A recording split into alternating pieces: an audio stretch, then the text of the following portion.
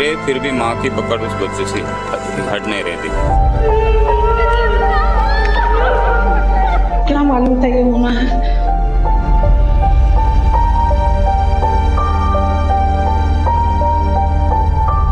उसका रेस्क्यू भी बहुत देर बाद, 4 घंटे तो मैं ही बंद था अंदर।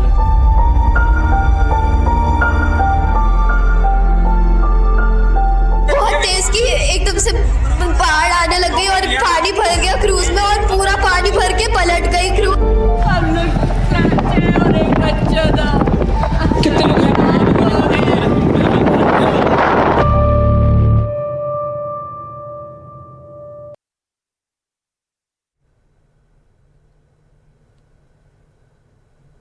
देखिए, जबलपुर में जो हादसा हुआ उसने सबको झकझोर कर रख दिया है। कैसे एक क्रूज में इतने लोगों की यहां पर जान चली गई, उसके लिए कौन जिम्मेदार था, यह सवाल सबके जहन में है। अब जबलपुर क्रूज हादसे को लेकर एक नया वीडियो सामने आया है। क्रूज के पलटने से ठीक पहले का यह वीडियो है, आप भी जरा देखिएगा इसको, जो उस वक्त क्रूज पर क्या कुछ हो रहा था उसको दर्शा रहा है।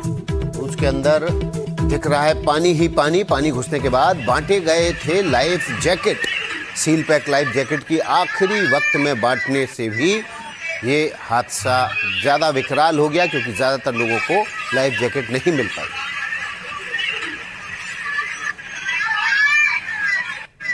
अब इन तस्वीरों को देखकर आप सोचिए, बड़ा गंभीर सवाल यहां पर खड़ा होता है कि जो पानी के अंदर जो भी एक्टिविटी होती है विकास जी, उसमें सबसे महत्वपूर्ण चीज़ ये होती है कि अगर कोई हादसा हो जाए तो उससे कैसे लोग बचें। उसके लिए बाकायदा लोगों को इंस्ट्रक्ट किया जाता है कि आपको ऐसे करना है अगर आपातकाल स्थिति पैदा होती है, और लाइफ जैकेट तो सबसे महत्वपूर्ण है। ऐसे में अगर यहाँ पर लाइफ जैकेट नहीं पहने हुए हैं लोग और पानी भर जाने के बाद उनको लाइफ जैकेट पहनाने की कोशिश यहाँ पर हो रही है, तो जाहिर तौर पर लापरवाही तो हुई है।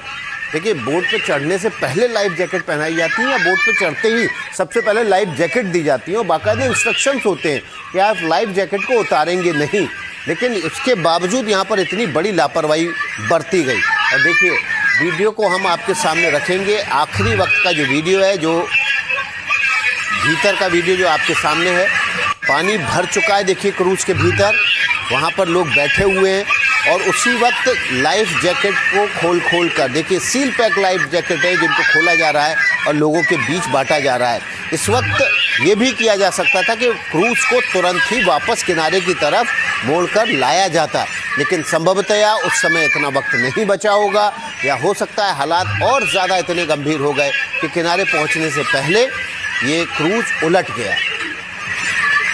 लेकिन इस हादसे में 9 लोगों की मौत हो चुकी है। ये आखिरी वीडियो है जिसमें दिख रहा है कि क्रूज के भीतर पानी भर चुका है और पानी जब भर रहा है उसी वक्त लोगों को लाइफ जैकेट बांटी जा रही है। देखिए, हादसे से जुड़ी हुई तमाम तस्वीर हम आपके सामने रख रहे हैं। एक तस्वीर देखिए, ये काठमांडू से आई हुई एक युवती है जो कि इस समय क्रूज पर सवार है। तेज आंधी और तूफान जैसे हालात उस समय बन चुके थे और ऊंची ऊंची लहरें आना शुरू हो चुकी थी। इस वक्त तक मौसम इतना ख़राब नहीं था, लेकिन अगले कुछ सेकंड्स के भीतर ही आप इसी तस्वीर में देखेंगे कि मौसम ख़राब हो गया। देखिए, अभी शांत है पानी, लहरें भी ज़्यादा ऊंची नहीं उठ रही हैं और एक और चीज़ जो हवा तेज होना शुरू हो चुकी है। एक और चीज़ जिस पर ध्यान देना बहुत ज़रूरी है विकास जी, देखिए ये तमाम जो लोग आपको यहाँ पर मौसम का आनंद लेते हुए इन तस्वीरों में नजर आ रहे हैं, किसी ने भी लाइफ जैकेट नहीं पहना है और ये डेक पर मौजूद हैं क्रूज के, जो पानी के अंदर यहाँ पर है और मौसम खराब हो रहा है। दिख रहा है इन तस्वीरों में कि तेज हवाएं वहाँ पर चल रही हैं, लेकिन उस वक्त भी इन लोगों को लाइफ जैकेट नहीं पहनाना जरूरी समझा गया। ये बहुत बड़े सवाल यहाँ पर खड़ा करता है कि जो क्रूज के लिए जिम्मेदार लोग वहाँ पर मौजूद थे वो उस वक्त क्या कर रहे थे जब यहाँ पर मौसम खराब हो रहा था। इसमें लहरें शांत हैं। जो दूसरी तस्वीर थी इसमें तेज हवा चल रही है, उसमें ऊंची ऊंची लहरें आना शुरू हो गई थी। और देखिए, ये एक और तस्वीर आई, ये क्रूज का बैलेंस बिगड़ना शुरू हुआ है। देखिए, ये व्यक्ति जो खड़ा हुआ है इसमें अंदर पानी भी आ चुका है और टेबल का सहारा ले रहा है। देखिए, बाहर की तरफ ऊंची ऊंची लहरें उठना शुरू हो चुकी हैं, लेकिन इस वक्त भी लाइफ जैकेट लोग नहीं पहने हुए हैं। अब उस वक्त तक भी लाइफ जैकेट नहीं बांटे गए।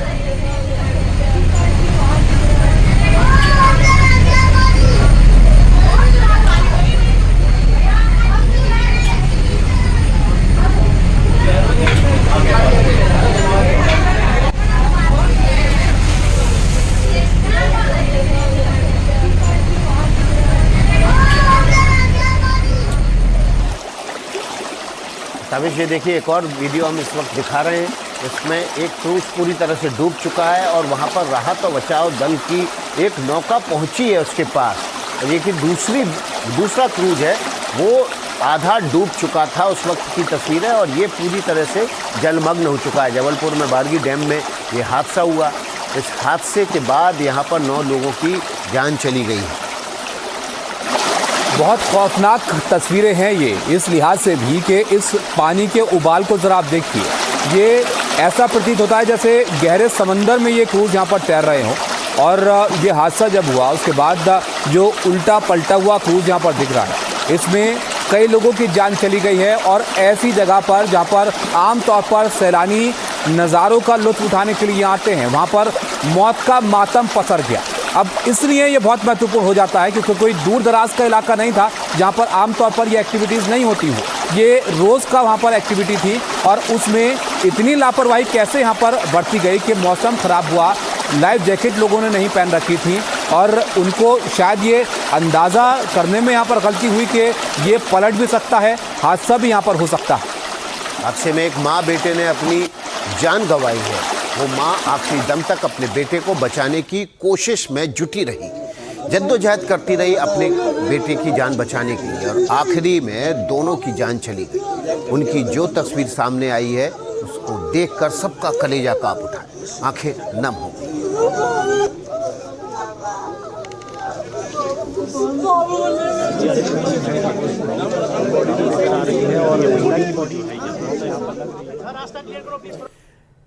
ये तस्वीरें इतना भावुक कर देने वाली हैं कि आप देख नहीं पाएंगे इन तस्वीरों को। आप उससे पहले की तस्वीरें जरा देखिए। ये वो महिला हैं जो अपने बच्चे के साथ यहाँ पर बैठी हुई हैं, मोबाइल में अपने कुछ देख रही हैं, यहाँ पर बेफिक्र हैं बिल्कुल कि इससे थोड़ी देर बाद यहाँ पर क्या होने वाला है। अपने बेटे के साथ नज़ारों का लुत्फ़ यहाँ पर उठा रही हैं और उसके बाद जो हादसे की तस्वीरें आई हैं उनको देख पाना, उसको बयां कर पाना बहुत मुश्किल है। तो आप सोचिए क्या गुजरी होगी इनके ऊपर जब वो हादसा वहाँ पर हो रहा होगा। क्योंकि ये तस्वीर जो है ब्लर करके हम आपको दिखा रहे हैं। दो तस्वीरें हैं। इसमें माँ अपने बेटे को सीने से लगाए रही, अंतिम वक्त तक कोशिश करती रही अपने बेटे की जान और अपनी जान बचाने के लिए, लेकिन उसने बेटे को अपने आगोश से अलग नहीं होने दिया।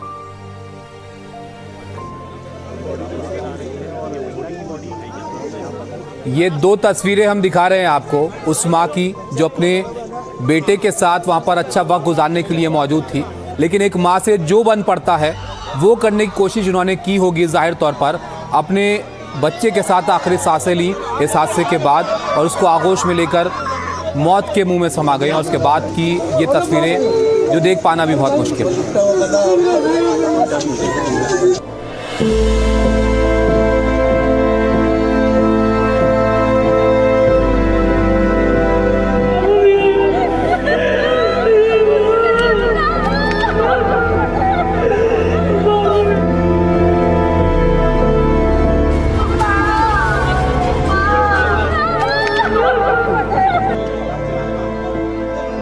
क्रूज था वो ऐसे पलट गया था तो मैं और भाई बाहर नहीं निकल पाए। माँ बेटे की इस तस्वीर ने सबको झकझोर दिया। जिस तरह प्यार से माँ से चिपकता था लाडला, उसी तरह से मौत के पलों में भी माँ से चिपका रहा। कुछ समय पहले तक ये क्रूज में माँ के साथ खेल कूद रहा था, अपनी माँ के सामने शोर मचा रहा था। लेकिन बच्चे की जिंदगी जब उभरती लहरों ने लेनी चाहिए तो मौत और जिंदगी के बीच माँ आ गई। माँ ने बच्चे को खुद के सीने से जकड़ लिया। माँ ने डूबते हुए भी अपनी ममता का हाथ ढीले नहीं होने दिया।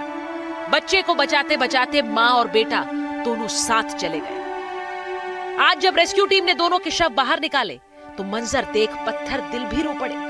बच्चा अब भी अपनी माँ की गोद में वैसे ही लिपटा था जैसे वो घर में चैन की नींद सोता था। उसमें तो हम देख के हैरान हो गए अंदर कि भाई लेडीज को खींचे तो पहली बात तो लेडीज उस पे से आ नहीं रहे। तो हम देखा क्यों नहीं आ रहे, तो देखा तो उसके हाथ में सिमट के एक बच्चा पड़ा था। तो हम उसको खींच रहे लेकिन उसकी पकड़ अपने बच्चे से हिल नहीं रही थी उस लेडीज की। दिल्ली से आया ये परिवार अपनी खुशियों को समेटने क्रूज पर सवार हुआ था, लेकिन नियति को कुछ और ही मंजूर था। परिवार में पति पत्नी, एक बेटा और बेटी थी। हादसे के दौरान पिता और बेटी किसी तरह क्रूज से बाहर निकल आए, लेकिन मां और 4 साल के बेटे ने हादसे में अपनी जान गंवा दी। जो क्रूज था वो ऐसे पलट गया था, तो जो क्रूज की विंडो थी नीचे की साइड की वो टूट गई थी। तो मैं विंडो से बाहर निकल गई, लेकिन मम्मी और भाई जो था वो नीचे को थे, और फिर जब तक मैं सारे बाहर निकले तब तक वो पूरा उल्टा हो गया था, तो मम्मी और भाई बाहर नहीं निकल पाए। मौत ने माँ बेटे को छू तो लिया, पर उस बंधन को नहीं तोड़ पाए जो एक माँ और उसके बच्चे के बीच था। अब भले ही प्रशासन जांच की बात कर रहा है, लेकिन क्या कोई जांच उस मासूम की मुस्कान और माँ की ममता को लौटा पाएगी? क्या इस हादसे के पीछे के जिम्मेदारों पर कार्रवाई होगी, जिनकी लापरवाही ने न सिर्फ एक माँ और उसके जिगर के टुकड़े को अलग कर दिया, पर न जाने कितने और परिवार हमेशा के लिए यूं वीरान छोड़ दिए।